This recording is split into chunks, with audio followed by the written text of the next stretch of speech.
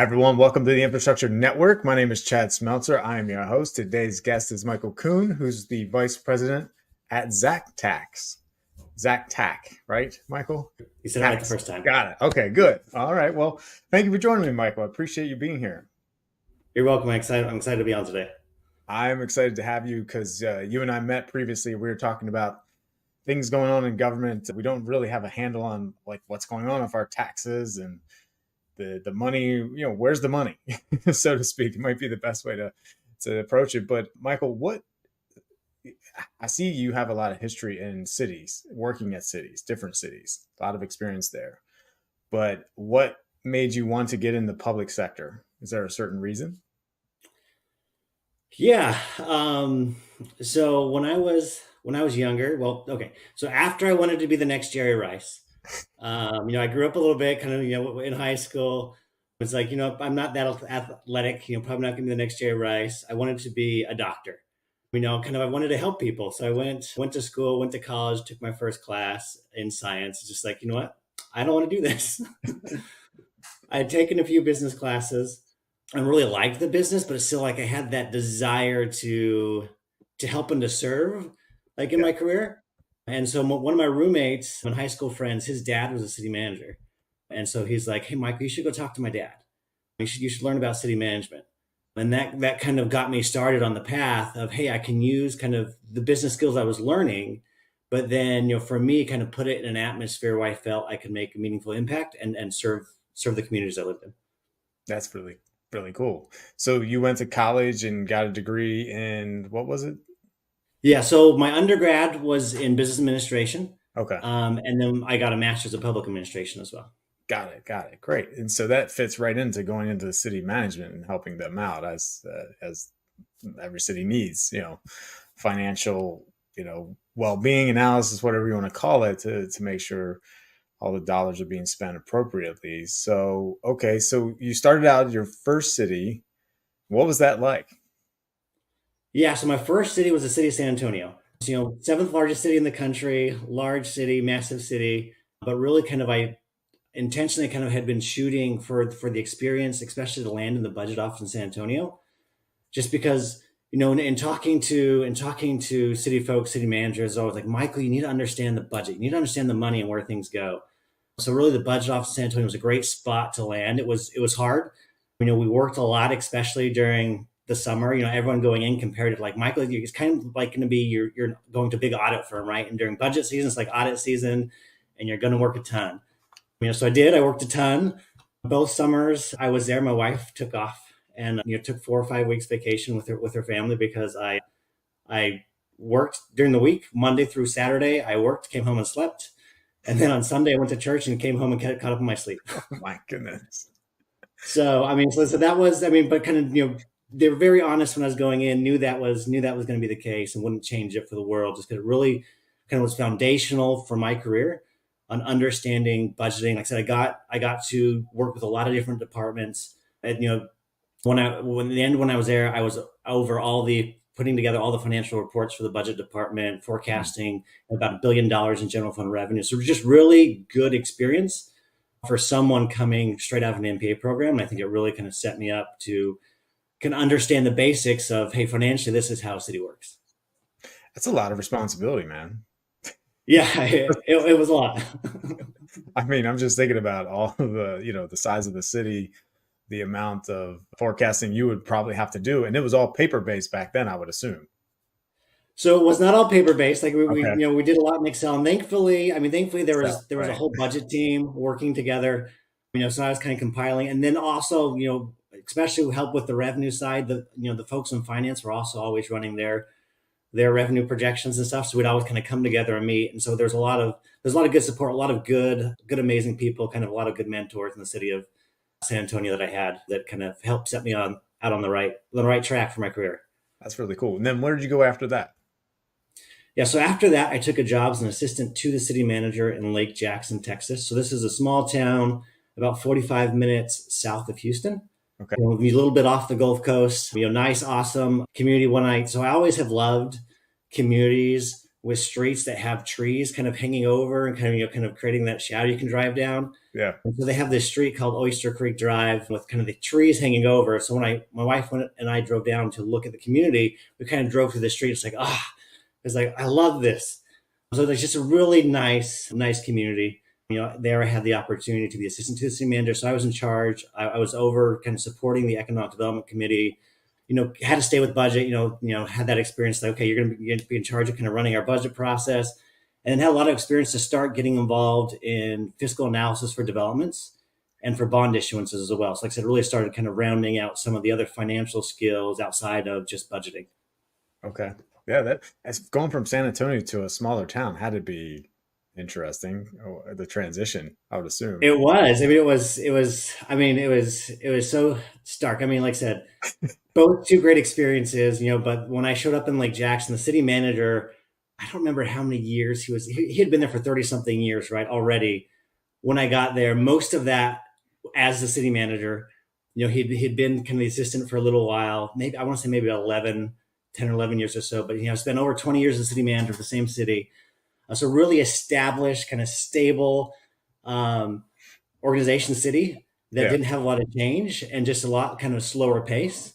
And it was really, like I said, once again, completely different, but kind of helped me expand my skill sets and kind of just gave me a little different understanding of going from, San Antonio to population, Lake Jackson, about 30,000, really kind of was a great experience.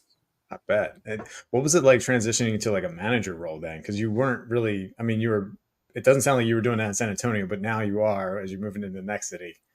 Yeah, so in San Antonio, I did become a supervisor, right? So I supervised one employee So you there, were. Okay. and an analyst under me, kind of rose to the highest level of analyst. We were supervising others, and then in Lake Jackson, it was a little weird, right? So 'cause I was managing processes, right, but not people in Lake Jackson, Okay.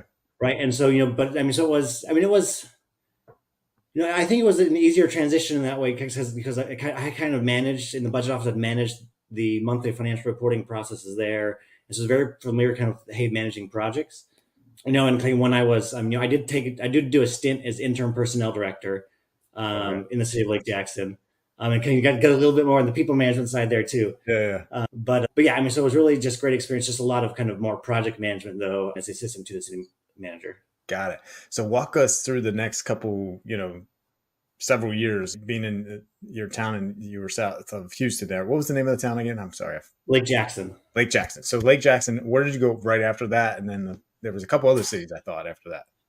Yeah, there were. Yeah. So Lake Jackson, I wasn't, I thinking back to this, like, things were so like, things were so almost perfect in Lake Jackson, right? And, just like, but at the same time, it was just like, it was time for me to grow and kind of, I had some conversations, especially with the assistant city manager there. He's like, Michael, you can't be an assistant too forever. It's time to spread your wings. And so there was a city next door called Richwood, Texas. They're recruiting for city manager. I was kind of reluctant to throw my hat in the ring, but guys getting prods kind of internally and from the recruiter, like, hey, you got to apply.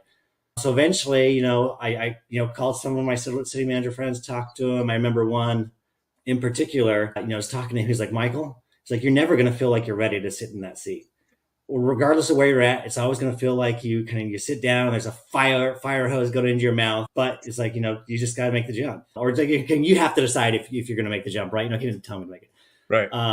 So I did that. So I went to Richwood, became the city manager there for a small town, about 5,000 people, had been growing quite a bit within the last few years. They had a couple years before I got there, they had just created the city manager position. Their former police chief would become the city manager. So they had a great staff. But I was kind of the first person who came in with a professional degree in public management. So kind of like I said, well-run city, but kind of come in just kind of, hey, where can we make these improvements? Where can we do? Had a lot of, spent a lot of time with the water, wastewater utilities. I had gotten in, they hadn't had rate increases for a while. And just had been doing bare bones minimums. And so, honestly, part of that first budget cycle, the emphasis was on the utility fund.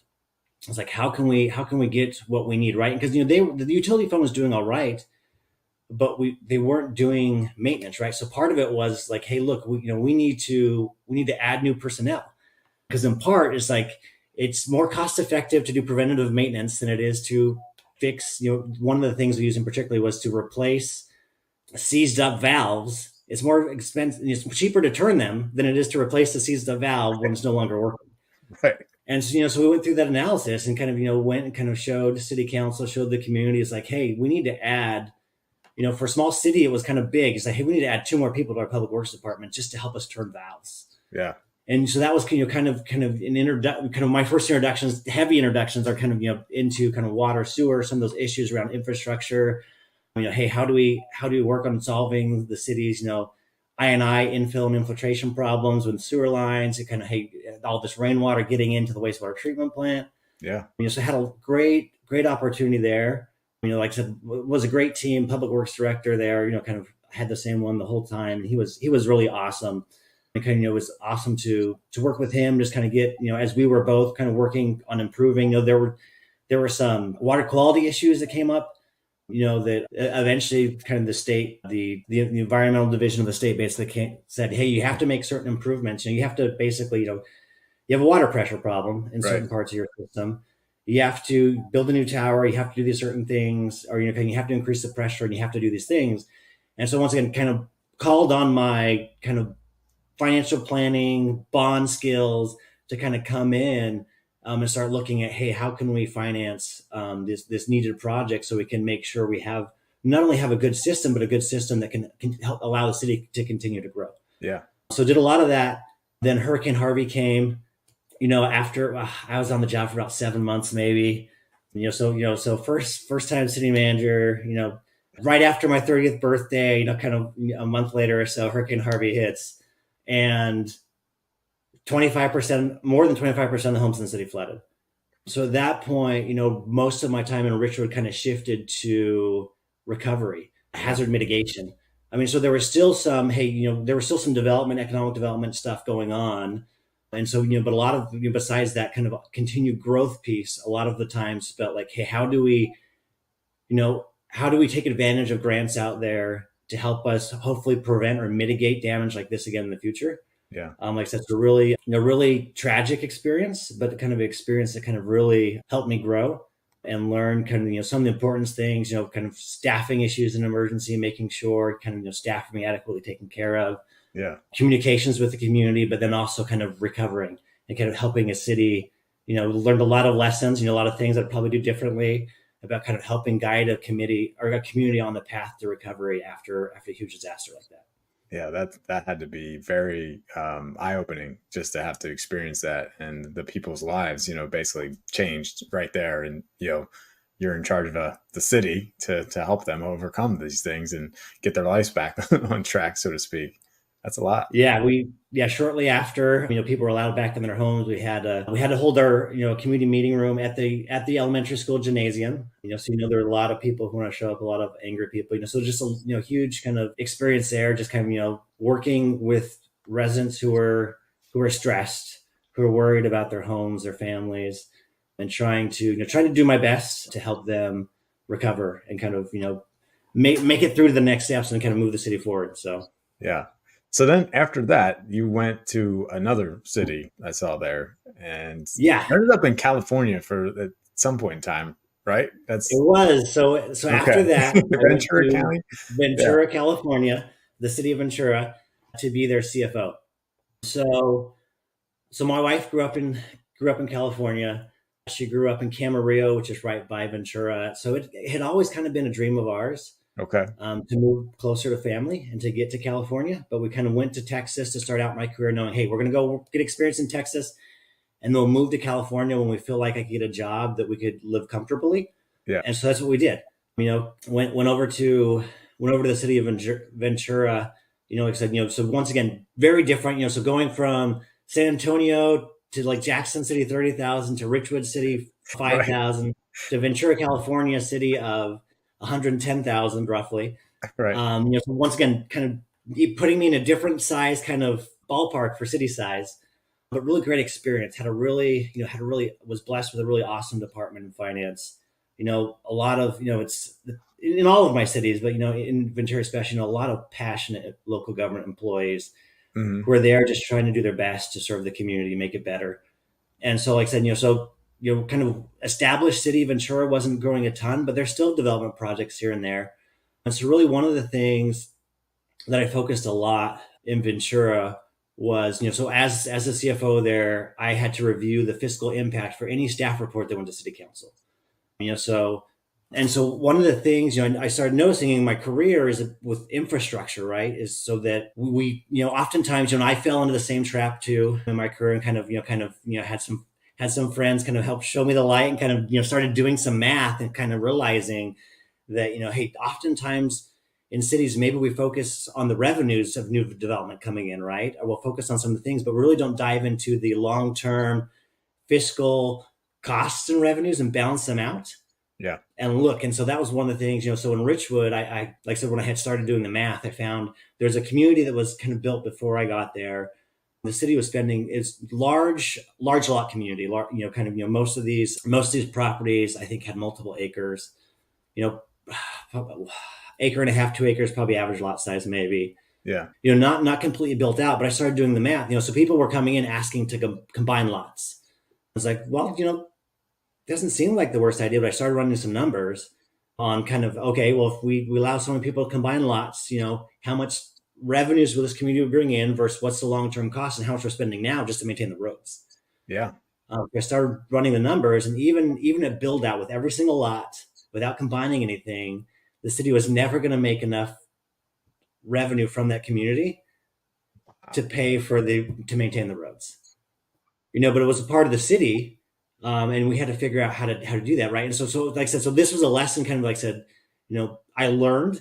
Had some conversations about with a great friend, kind of Justin Weiss, who's getting into strong towns.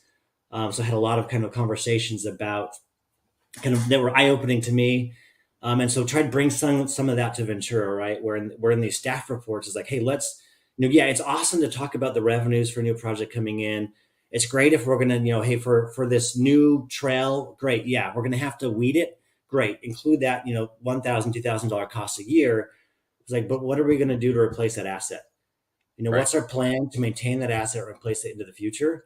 And that was one of the biggest pushes of my time in Ventura, right? It's like, hey, we need to talk more about these long-term assets. And part of me is, kind of going through this experience in these different cities. It's like, we have these awesome people working for cities, but why are so many awesome, smart people? Why aren't we taking better care of our infrastructure? Why aren't we planning for it better?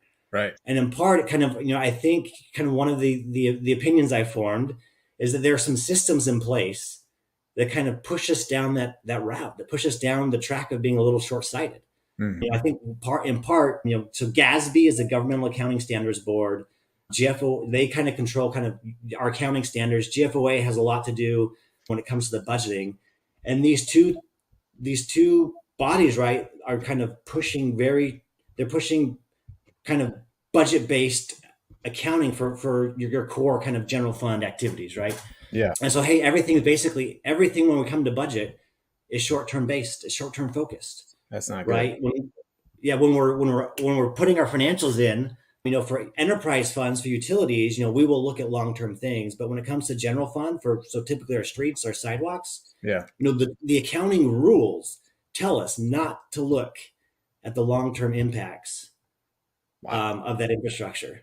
They tell us to ignore that long-term cost when we're doing our accounting and budgeting. That's crazy. And so for me, I started kind of seeing some of this, and like I said, I think that there's some of these systems that, I think obviously were created for good intents, good purposes. I think there's good, there needs to be a solid connection between kind of what we're accounting for, what we're budgeting for, but just some kind of gaps that have created over time that as a result, I think we can see it across the country, right? A lot of cities we go to, you can drive down the streets. It's like, there are way too many potholes than there probably should be, right? Or you hear stories about kind of cities with crumbling infrastructure. And in part, I think these rules make it so we're not focused enough on the long-term impacts. So that's one of the things in Ventura I started trying to help the city focus on is, hey, let's talk about that long-term impact, right? Now it may be right that, the city shouldn't make every decision based on money. 100%. Right. But they should know the impact so that the decision makers, right, the city council, when these decisions come before them, they can weigh the pros and cons and they can say, hey, look, with our finite resources we have that the taxpayers, the ratepayers have given us, what do we want to prioritize? Yeah. So that you can really prioritize on the things you can do best, right? One of my, what the former city manager of Ventura, one of my great mentors, he always used to say, we can do almost anything. We just can't do it all at the same time. And so I think part of that's with cities, right? Right. There's the desire to serve the community and do so many awesome things for the community, but really without overtaxing or burdening the ratepayers, the taxpayers. I think in part there needs to be some changes systematically to help cities focus on, hey, what can we provide with the resources we have, right? And so I think in part of that is just getting better data in front of city councils, getting better, giving them the numbers so they know the fiscal impact, and so that they can then start making the policymakers can then start making the decisions on, hey, where are we going to, if we're, hey, we need to do this thing. It's awesome, but we're going to take a little hit financially. So where do we have to make up for it somewhere else? So this is all amazing. Just hearing your background, understanding more about your experience and where you are now, which, just from listening to you and hearing your experience and stuff, I can tell you're an entrepreneur at heart. So now you are anyway. I can tell. I didn't know it, but you're right. You didn't know it. You didn't know it, but I can tell you exactly. You love to learn. Business, and I always thought I'm local government, city employee, die hard, and it's like, well, maybe after I retire, I'll do consulting. Never thought I kind of make the jump to the private sector this soon. At the same time, I started seeing this need, right? And it's just and I felt like making the jump to the private sector allowed me more of a platform, I think, to kind of speak up on some of these needs, right? To kind of speak up on the changes and kind of what's going on. You can help out a lot more cities doing what you're doing now versus working just for the city of Ventura County, for example. You're just with the one city, but now you have so much experience and that's all an asset, right? To bring to multiple cities throughout the country is the way I kind of look at it, after just hearing what you're saying.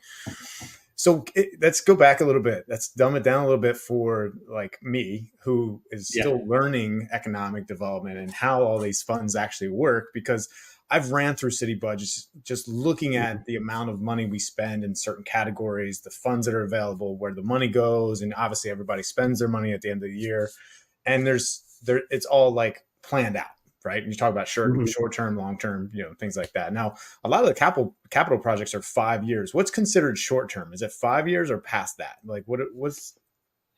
Yeah. So I think a lot of the capital planning, I think you'll get a little bit more like, 5 to 10 years, typically, I don't think it's, I think kind of minimum is kind of 5 years, right? Yeah. You were talking about long-term plans. So I was just curious on what that looks like. Sorry. Okay. Yeah. And so, so in part, I think when it comes to CIPs, obviously I think there's plans out there, right? Where cities are planning. It's like, hey, here's this list of projects that we need to be doing. Yeah. Can add new infrastructure to maintain it. But whenever you see those CIP lists, there's typically very large unfunded project lists, right? Right. So there's these plans out there, and they say, hey, here's all the projects we have to do. Here's all the things, and here's this unfunded liability that we need to complete the projects, right? But then I think where the disconnect in the accounting and the budgeting system is that the unfunded liability, the accounting standards tell us to ignore it. They tell hey, don't put that in your financial statements. Interesting. And so that's controlled by GASB, and GASB is actually doing a project right now. So when they look at making changes to standards, they call them projects. They do an infrastructure assets project, right? So it falls right down this thing. I think kind of a perfect opportunity to maybe make some changes, but I'm afraid they're going in a direction. Their initial guidance is saying that they're going to continue to tell cities to not put the deferred maintenance or the unfunded capital liabilities into their financial statements. It's like, don't put it in your financial statements. Don't put it in your notes. Don't put it in kind of the supplementary background information in the back. So I think it's really kind of a dangerous path. There needs to be more of this with cities, right? Of talking about, like I said, the engineering departments typically, they know the unfunded liability number. They know what the deferred maintenance is. So why don't we start accounting for it? Why doesn't GASB work on creating a standard to account for that? Because, from my perspective, that's kind of their job, right? They are the Governmental Accounting Standards Board.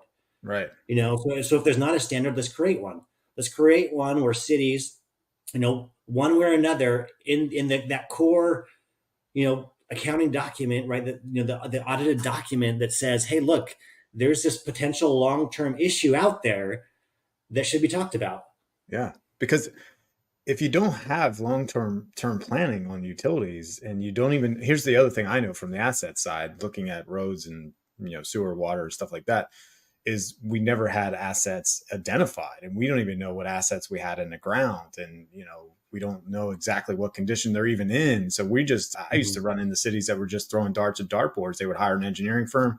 They would come in and say, oh, well, you have old clay pipe. That's about a 50-year life expectancy, or 100 years, whatever it is. Right. And they kind of put it all together. But they had no idea of like the condition of them, as far as taking the data from the assets and putting it into a financial model. No one ever, and that's still like kind of the norm. They don't really have it. It's obviously progressing to where we're coming out with financial models for all the assets now, but I can tell you there's still probably 50% of the cities in America that don't have any kind of asset financial models. Yeah, I agree. I think, what you said, right? I think cities are starting to do better, right? It kind of, hey, where are infrastructure deficits? Kind of where, hey, here's this long-term, infrastructure plan. And this is what we really need to maintain the infrastructure in our city, in our community. Mm-hmm. And I think, cities are getting better at knowing what all is in there, right? But you're right. There's still too many cities that don't even understand. It's like, what all assets do we have, right? Kind of, Right. It's like, okay, I think most of them know, hey, we have pipes here, but maybe some of them don't know the type of pipe, right? The exact diameter of the pipe. Right. But I think cities are getting better. Yeah. But I think the next step is to change the accounting rules so that we take this new information, this new data that cities are getting, and as they're getting better at kind of planning for their assets, but we take that and then we start incorporating it into the financial documents of the city, right? The audited financial documents of the city, and Right. kind of, take this new data that we're getting, that cities are getting better at getting, and incorporate it into the financial documents and into that long-term financial planning, and say, hey, look, really, how can we create the most sustainable cities on the long term moving forward? What key decisions need to be, what data needs to get in front of the decision makers, the policymakers, so they can make the decisions on how do we balance out fiscally sustainable services and assets over the long term for the city.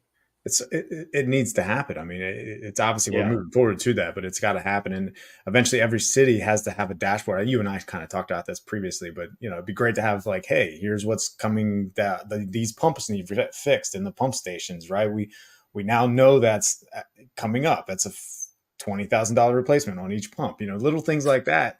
The more detailed we can get with this stuff, the better off you as in, as a CFO of a city, are going to be able to project long term what's coming up in the next 10, 20 years. That's the kind of things it sounds like you're talking about for accounting and, and modeling this out in the future. Yeah, exactly. Kind of when these new developments come in, oftentimes it's like, oh yeah, they're going to bring in this new revenue.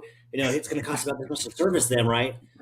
But oftentimes we forget to plan for that next life cycle of that asset, right? So like you said, pipes 50 years, right? Well, let's say, kind of, depending on the ground that it's on, roads, maybe 25 to 50 years, but kind of depends on the soil conditions where you're at, the length of a road, right? And how much attention and love it needs. But are we planning for planning for the whole life cycle of that road? Oftentimes, like I said, the accounting rules are telling us not to. Right. And there's a disconnect there when it comes to, truly creating the best fiscal plans for cities. Here's another disconnect I was going to throw in there, since you kind of said that. Procurement. Think about this.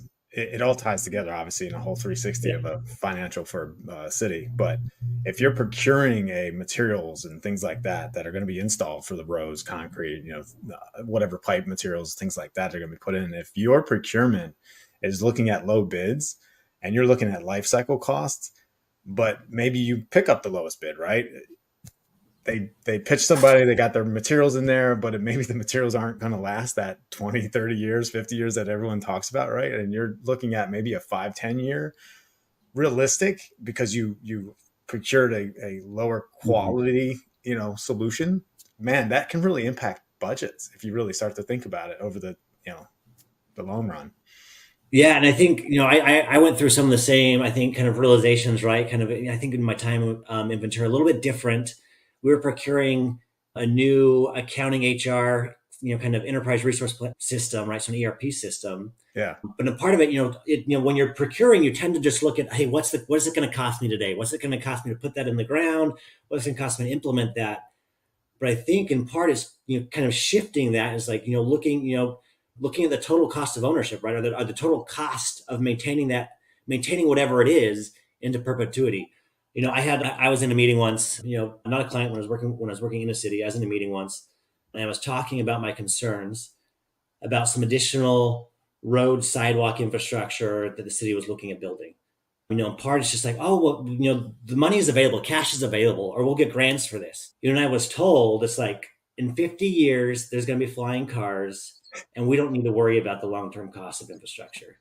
And for me, this was kind of just eye opening, and just like kind of the systems that are driving really smart people to kind of ignore these long term costs. Because in part, at kind of that point, kind of I dropped it, I didn't kind of push it, but in my head, Right. it's just like, well, even if we have flying cars in 50 years, the residents are going to want some road that's falling apart. They're going to want you to do something else with that property. So you're still going to need the money to kind of repurpose that old road. Right. Oh, 100%. And that's the kind of planning you're talking about, like long term. Like, even if we did get Yeah. flying cars in the next 10 years, there's still a road there. You either got to remove it or you got to replace it, or, something's got to be maintained with it. Your operations and your capital is still going to be Yeah. used to maintain it or repair it or replace it. That's interesting. So, when you're talking about economic development, now let me think about a city. How we generate funds and revenue is through developments, right? I mean, you're putting out new housing. New housing requires the infrastructure, the roads, the under utilities, things like that. That creates property taxes and funds. That fills the funnel, so to speak, with revenue. What are all the ways besides kind of building developments that a city's gonna, build the revenue that they need to fund all these projects and maintenance, things? Yeah. So in part, I think, so I think there's development, there's redevelopment. Like I Okay. said, moving, there's a lot of, especially in housing talks, right? We have an affordable housing problem in our country. Yeah. And in part, there's different, you kind of want to say there's different systems, right, that've been created, kind of, a lot kind of tied to zoning, where they've kind of, it's been a little bit prohibitive in kind of having some density, maybe some density that we need when it comes to providing housing for everyone in our country, Right. affordable housing. So I think part of it is looking at redevelopment, kind of looking at kind of, hey, how can we take current uses and create them better. But then also part of it is, they're for every city's different. Every city needs to make their choices on what their priorities are. But one of the decisions could be, hey, we need to cut back on certain services so we can really focus on the core things that the city wants. Other times I've seen, I did an internship in the St. Louis area in the city of Ellisville. Right shortly before I got there, they had problems with their roads. They couldn't maintain their roads, so they went out to the voters and asked for a special tax. So I think their special taxes are another option that can be explored. Hmm. But I think in part, one, it helps kind of, I think that's a tool that you can, and oftentimes speaking of new development, right? When you're developing something new, various different states have different rules, but they have something that could be called like a public improvement district or a maintenance assessment district, right? So you can kind of do this overlay just on this new community to help them kind of pay for their own assets, their own Yeah. streets, sidewalks, lights, things like that. So I think it's just kind of looking at these tools. And like I said, there's not one solution that's going to work for every city, right? Every Right. city's different. Every city has its own personality, its own unique place. And I think that's what makes cities great, right? It's like, it's not just about the financing of the city, it's about the place and the kind of the culture of the city. And so like I said, I don't think there could be one solution that's going to fit every city. Yeah. But I think in part it's getting the necessary information into the hands of the decision makers, into the policymakers, so they can decide, hey, do we need to change the services we're offering? Do we want to talk to the community about potential new tax increases, or maybe, maybe there's different things, fees or whatnot, and, and kind of look and really say, hey, look, we can tackle this through growth, kind of new revenues. We can tackle this through higher fees. We can tackle this kind of through reducing different things and kind of really focusing on the core services. I mean, I think those are different things that, like I said, I'm not advocating one or another, right? Because every city needs to have those conversations, but they need to have the accurate data to have those conversations, right? They need the data in front of them where they can make those informed decisions. I think that's it right there, man. That's what I've learned in my experience with working with cities throughout my 20, 30 years. It was like they just didn't have enough data to make smart decisions about what they were doing. And, like I made the example with the utilities. They just didn't know what sewers needed replaced or water and main needed replaced. They just didn't plan it. And they're like, yeah, that give me 200 grand, I'll replace some pipe. That's kind of like the thought process. It was just like, yeah, I just need 200 grand. I need 500 grand. I need to, but I've also watched it. They didn't have the data, and they would replace pipe that was still in good shape. And that was that's amazing to me. I was like, wait, you just spent all that money on pipe that was in decent shape, and you didn't know that over across the street in another couple sections of town, the thing was collapsed. That's kind of stuff that we ran into. I was like, holy crap, how do we prioritize this faster? How do we triage your system faster? Because it was the retirement of, the personnel that were working at, say, for Public Works. They had the historical knowledge in their head, where things were, what was going on, what they needed, and we never really tracked it. And then people retired, and you kind of were left standing as for you as a CFO, if you were still working in a city, I can imagine how hard that would be. Like, well, wait, we're going to spend this money, but how do you even know what you're using it for? Right. And I could see how that could be struggles. Yeah. I mean, I think especially, I noticed it too, as kind of, there's a large portion of the workforce that has retired from cities recently that will be retiring soon. Right.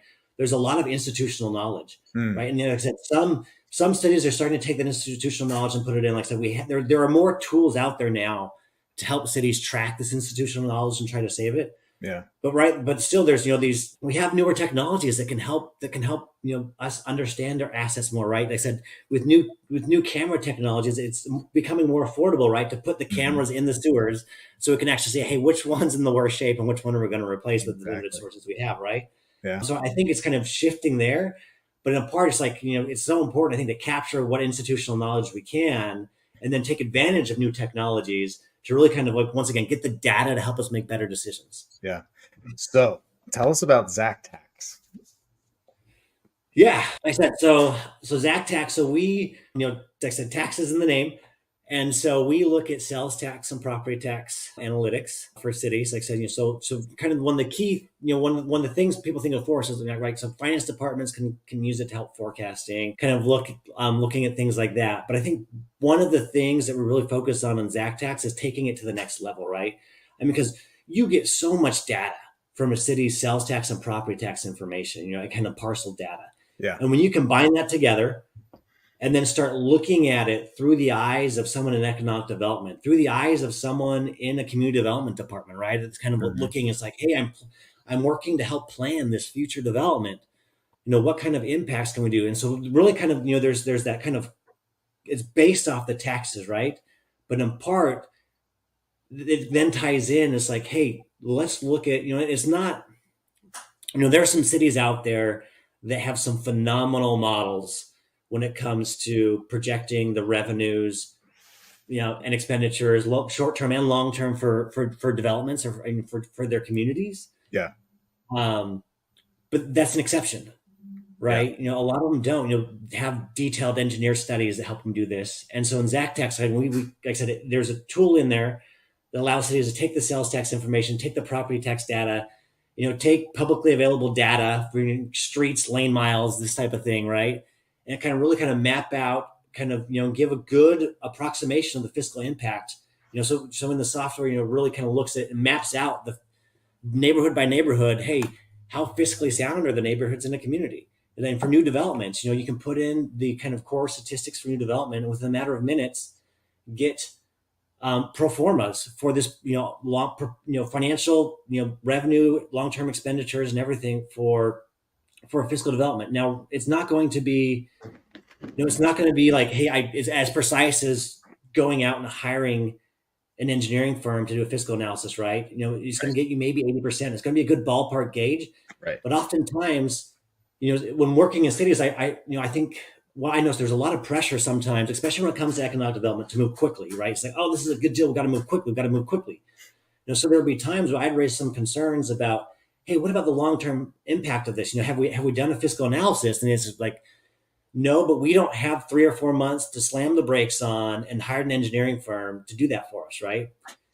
And so Man, so what we've done is we've kind of helped create a tool that will help give them, in a matter of minutes, smart. they can have a rough snapshot of what that's going to be. And then that can help them make a more informed decision. It's like, hey, is it looking close? Is it looking bad? Should we, are we, or do we feel comfortable enough to continue to move forward? Yeah. Or do we need to pump the brakes a little bit and dive a little deeper, right? And so in part, it's like it's not going to be it's not a real crazy cost of service analysis for new development, new growth that a few cities out there have that are phenomenal tools. But it's like, hey, for those that don't have that, don't have the resources to do that, here's a tool that will get you something that's better than what you currently have in a matter of a few minutes Yeah. to help you start getting key data in front of decision makers and policymakers. Could you imagine? And I know this happens, but I'm just going to roll with it. A developer, right, wants to put in 50 housing units, whatever, high Mm-hmm. rises, whatever, right? They're coming in, they're meeting with the mayor or whoever, just like, hey, we're going to build this in your community, whatever. I mean, of course they're going to want it to move fast. And time is money in the private sector world. they're going to shove it down anyone's throat in the city to be like, "Hey, we need to get this done now." I can see how that would come back to haunt you if you don't have it financially, kind of laid out the future of what that Mm-hmm. development looks like, right? And let's say you put it in an area which gets prone to flooding, but they, oh, it's never going to flood. We're going to take care of that. And then 5 years later, you get a massive storm and everything floods out. I mean, that's a huge liability for the city and anybody there. So it's kind of Yeah. important to have what you're talking about, that data sitting in front of your fingertips, what that looks like.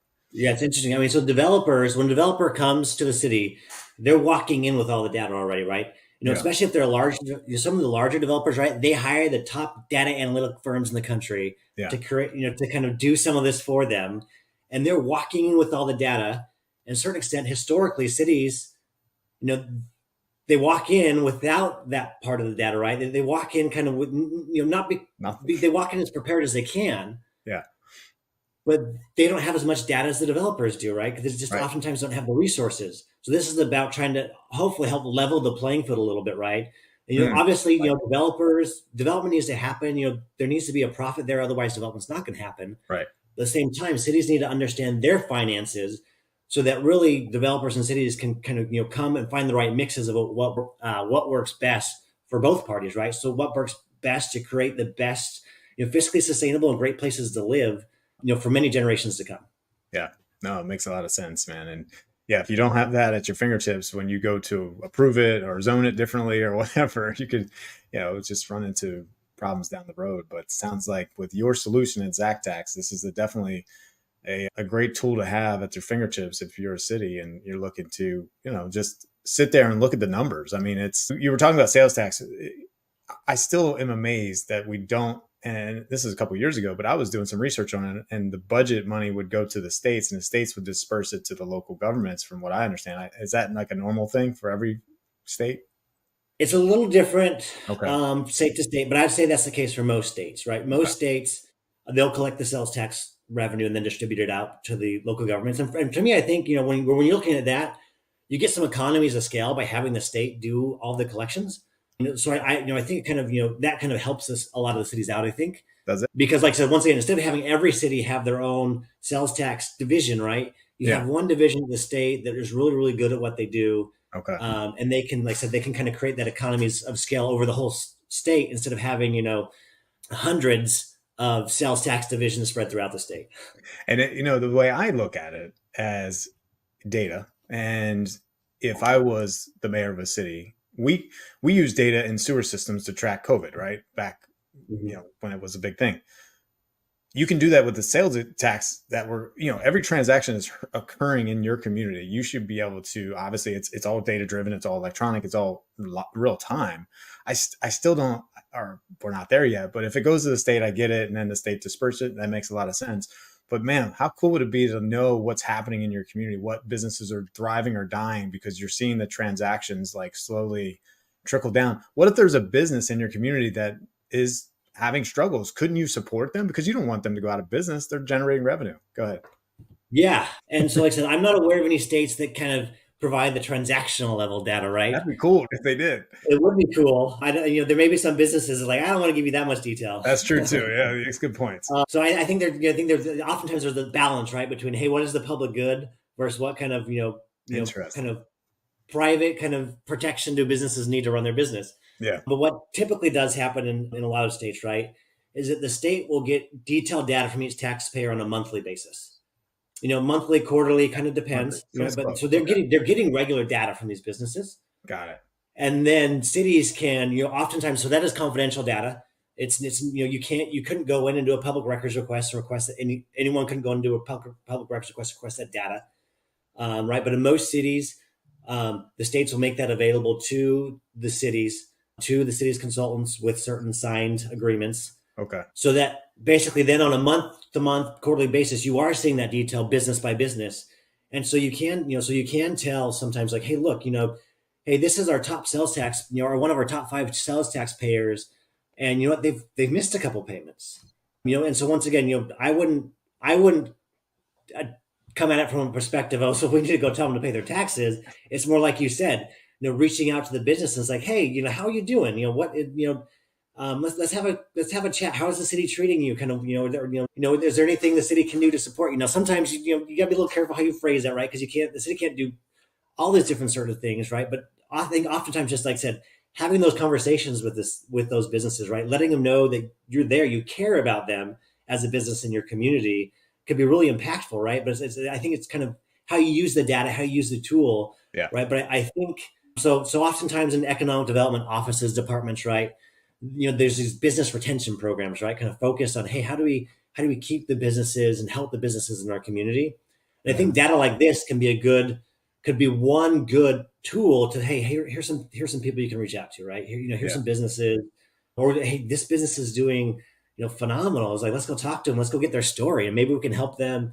Maybe we can highlight their story and kind of, hey, this is how they've succeeded in our community, right? And so I think just kind of using it as a tool to start conversations about that business and kind of just to build a better relationship between the business and the city. Yeah, that'd be helpful to a lot of communities, I would assume, just to be able to offer that. I'm sure business owners would, they don't want government in their business, so to speak. But if you're going to go down, who would you want? I'd rather have like, hey, government, come. What do you think? Could you hook me up? Like, figure things out, because we don't want to go out of business. We want to thrive, but maybe the government could come in and say, hey, we have some, certification, education courses to help you, learn how to sell your products better, whatever. It's just thinking outside the box. Here's some different resources that we're aware of, right? Because Exactly. Oftentimes maybe in the economic development departments, maybe it's like, maybe they just provide a list of resources, right? Maybe they have a great contact with, there's some federal programs for small business owners, right? Yeah. Sometimes local colleges or, the Chamber of Commerce, right? And so oftentimes it could be just about creating connections and getting people connected with the right people. And that could be a great tool that the city uses, right? And it may not even be, providing financial resources from the city, but more just like, hey, we're going to provide you our knowledge, and kind of connections, and we're going to kind of help you build relationships that help you succeed in our city. That'd be huge. Yeah. Well, Michael, this has been great. Tell me a little bit more of like ZacTax and how you guys are doing, where you're working. Like, give us the overview. We obviously had a long podcast, this one, but just give us kind of the overview of what's going on with you guys. Yeah, like I said, so ZacTax was started about 13 years ago in Texas by 2 former city managers. Like I said, so started it, not quite not quite in the garage, kind of like Bill Gates and stuff. But basically, kind of after work, after hours, just slowly building a system to help meet some of the unmet needs that we're seeing. So they started kind of like, hey, here, we're just gonna. It's funny. So Patrick is one of the co-founders. He kind of tells the stories like, we just want, at first we just wanted to be able to afford a few nice dinners with our, with our spouses on occasion. So they built the software. It kind of initially started kind of very cheap, kind of giving it to friends and stuff. And then, kind of it started picking up momentum, and someone's like, you should really charge us more than $600 for this, Yeah. and so kind of slowly built momentum to the point where, we're over 220 cities in Texas now. And like I said, I was brought on about a year ago to kind of to help start the expansion outside of Texas. Right. And so I'm focusing on California and the state of Utah right now. We're working, also looking, like I said, Colorado. So like I said, kind of focusing kind of to the west for now. Like I said, we're a small company, have never taken any dollars from investors, right? So bootstrap company. So really kind of, like I said, growing, but also kind of, it'd be awesome if we could expand nationwide all at once, but really kind of looking at controlled growth. So, because that's important to us, right? As well as a company, to make sure, that we're growing by reinvesting into the company, not from getting outside money from investors. Smart move, because once you do that, then you have to obviously listen to your board and everybody else that's involved in investor groups that you have on board. So it's a little tricky, but hey, if it's a SaaS model and you guys want to expand, this is the great ways to do it. Get your information out there and talk about it. So thank you for coming on the podcast. It's been great learning more about you and what you guys are doing and just city financial management in general. I mean, it's probably even more complex than you've gotten into, which it is. But it sounds like we could have a bunch more conversations about certain different topics, to kind of really get the understanding of economic development, sales tax, how that all works, where the funds all go, where the funds get their money. We could really get into some detail there. So that'd be helpful, because as a taxpayer, I don't know. I mean, I've looked at budgets and seen all that, but I don't know exactly where everything comes from and how it all works. So this is good. So appreciate it's a lot of information, and it's a lot to distill. I think, there's different levels of improvement, right? There's improvement, hey, for the local government finance nerds, right? There's a certain level of data that we need in there, and I think that will, kind of, if we help, like I said, getting some of that long-term infrastructure stuff into the financial statements. Then also, I think there's a lot, how do we, what are some changes, right?